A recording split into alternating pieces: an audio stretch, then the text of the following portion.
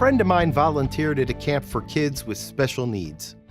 While some of the campers were in wheelchairs or needed help getting from one activity to the other, almost all of them struggled to express themselves in a way that we'd be used to. This became apparent during a time of devotional study when one of the boys was asked to lead a prayer.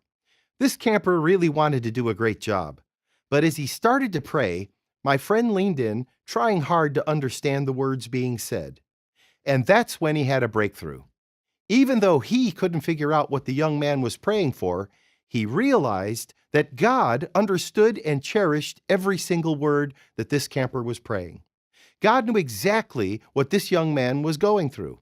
For God, it didn't matter what order the words were in. All that mattered was the camper's heart.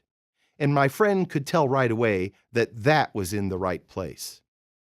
As president of GCI, I end up receiving a lot of emails from people asking me questions, sharing their favorite sermons, or just checking in. One of the questions I get most is, what's the correct way to pray?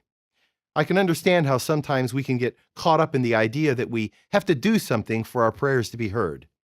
But deep down inside, we know that's just not true. There really isn't a right way to pray. Of course, we have a few examples in Scripture. David's prayer for guidance, Paul's prayer for believers, and of course, the Lord's Prayer. And while these and many more are great signposts that point us in the right direction, at the end of the day, prayer is a personal way of talking to God. I think what matters most is that we approach the throne of grace humbly, with a heart devoted to seeking God's will, and a spirit of willingness to join in the redemptive work already happening around us. I think that as we do that, our prayers will be headed in the right direction.